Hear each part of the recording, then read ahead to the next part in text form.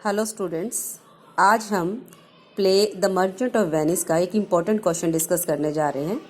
Comment on the trial scene, जो मुकदमे वाला जो सीन था प्ले में, आज उस क्वेश्चन को हम डिस्कस करेंगे। Comment on the trial scene, जो मुकदमे का सीन है उसके ऊपर अपनी टिप्पणी करें। The trial scene is the most important scene in the play. जो मुकदमे वाला सीन है वो प्ले का सबसे इम्पॉर्टेंट सीन है। Antonio is tried in the court of the Duke because he has failed to repay the debt which he had taken from Shylock. Antonio के ऊपर ड्यूक की अदालत में एक मुकदमा चलता है क्योंकि एंटोनियो ने जो शाइलॉक से कर्जा लिया था वह उसे देने में असफल रहा था। According to the condition of the bond, और उस बॉन्ड की शर्तों के अनुसार Shylock is free to cut a pound of flesh from Antonio's bond. और बॉन्ड की शर्तों के अनुसार शाइलॉक जो था वो एंटोनियो के शरीर के किसी भी हिस्से से 1 पाउंड मांस काट सकता था। Shylock has brought the matter into the court of the Duke, और शाइलॉक इस मामले को ड्यूक की अदालत में ले आया था। He wants the condition of the bond fulfilled. वो चाहता था कि उसकी बॉन्ड की जो भी शर्तें हैं वो सारी शर्तें पूरी की जाएं। The duke request Shylock to show mercy to Antonio, लेकिन जो ड्यूक है वो शाइलॉक को एंटोनियो के प्रति दया दिखाने के लिए कहता है। बट शाइलॉक इज अनमूव्ड, लेकिन शाइलॉक के ऊपर कोई भी असर नहीं होता। Then Portia enters the court disguised as a young lawyer. फिर पोर्शिया कोर्ट में एक युवा वकील का वेश धारण करके आती है। She has come in place of the famous lawyer Bellario. वो एक प्रसिद्ध वकील बेलारियो के स्थान पर कोर्ट में आती है। She begins bye admitting that the bond is legal and Shylock can cut 1 pound of flush. और वो इस बात से अपने मुकदमे को शुरू करती है कि शाइलॉक जो मांग रहा है कि शाइलॉक जो उसका बॉन्ड है वो पूरी तरह से वैध है, और शाइलॉक उसके मांस का, एंटोनियो के मांस का 1 पाउंड हिस्सा ले सकता है। When Shylock is about to cut the flesh, और जब शाइलॉक उस मांस को काटने ही वाला था, शी स्टॉप्स हिम, वह उसे रोकती है। She says that bond is about 1 pound of flush only. वो कहती है कि जो बॉन्ड है वो केवल 1 पाउंड मांस के बारे में है। He should not shed even a single drop of blood. वो उसके खून की एक बूंद भी नहीं बहा सकता है। इफ ही डज सो, और अगर वह ऐसा करता है, all his property will be confiscated, तो उसकी सारी संपत्ति जब्त कर ली जाएगी।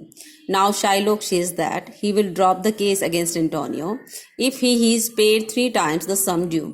अब शाइलॉक कहता है कि यदि उसकी जो राशि थी उसके 3 गुना राशि एंटोनियो उसको पे कर दे तो वो अपने केस को वापस ले लेगा। बसानियो कम्स फॉरवर्ड टू पे द अमाउंट, और बसानियो आगे की तरफ उसकी राशि देने के लिए आता है। But Portia says that he can have only the penalty mention in the bond. लेकिन पोर्शिया कहती है कि उसे अब केवल में बॉन्ड की तरफ से उसे केवल दंड ही मिलेगा। Shylock says that he will be satisfied if only the original amount is paid to him. Shylock कहता है कोई बात नहीं, अगर मुझे मेरी जो राशि का मूलधन है मुझे वो दे दे तो भी मैं संतुष्ट हूँ। But Portia says it is also not possible, लेकिन पोर्शिया कहती है यह भी संभव नहीं है। Now Shylock is ready to drop the bond and go away. अब शाइलॉक उस बॉन्ड को छोड़ के वहां से जाना चाहता है। But Portia says that there is a law of Venice which is applicable in this case. लेकिन पोर्शिया कहती है कि वेनिस का एक कानून है विच इज जो इस केस के ऊपर लागू होता है। If a person tries to take off the life of a citizen of Venice, half his property will be given to the aggrieved party. यदि कोई व्यक्ति if a person tries to take the life of a citizen of Venice, यदि कोई भी व्यक्ति Venice के किसी निवासी की जान लेने की कोशिश करता है तो उसकी आधी संपत्ति उस व्यक्ति को मिल जाएगी जिसकी वो जान लेने की कोशिश कर रहा था। The other half will be confiscated by the state, और उसकी आधी संपत्ति राज्य के द्वारा कॉन्फिस्केटेड जब्त कर ली जाएगी। His own life will be at the mercy of the Duke, और उसका खुद का जीवन भी उस ड्यूक की मर्सी के ऊपर रहेगा। At this the duke says he spares the life of Shylock and changes the penalty of the confiscation of half the property into a fine.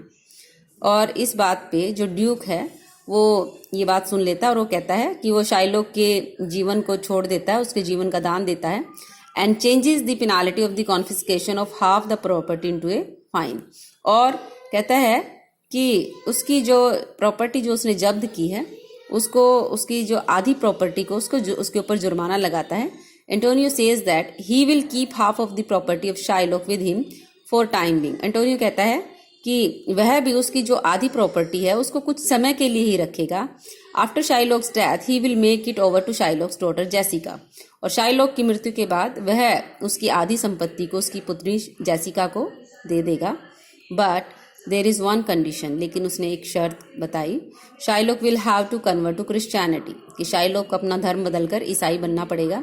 Secondly, he will have to sign a bond that after his death all his property will go to Jessica and Lorenzo। और उसे एक bond sign करना पड़ेगा कि उसकी मृत्यु के बाद उसकी सारी प्रॉपर्टी जेसिका और लोरेंजो को चली जाएगी। Shylock agrees to these conditions and Antonio's life is saved. Shylock उसकी इन सभी शर्तों को मान लेता है और एंटोनियो का जीवन बच जाता है। The trial scene is very important from dramatic point of view.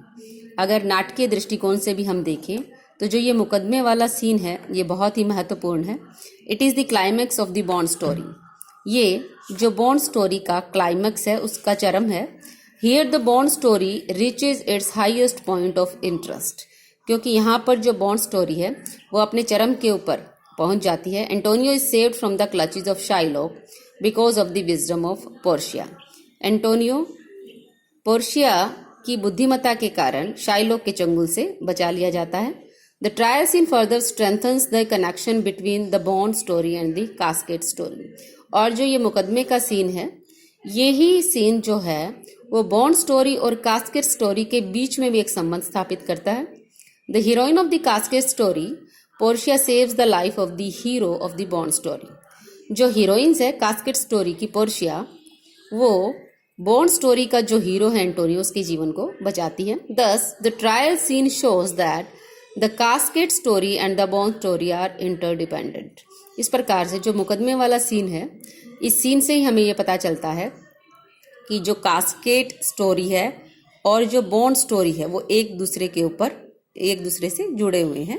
The trial scene also results in the development of the ring episode. और जो मुकदमे वाला सीन है वही जो सीन है, उसी के कारण जो इस प्ले का आखिरी जो रिंग एपिसोड बनता है वो भी इसी के ऊपर आधारित है। Towards the end of the scene, इस सीन के अंत में Portia and Nerissa obtain their rings from Bassanio and ग्रेशानियो।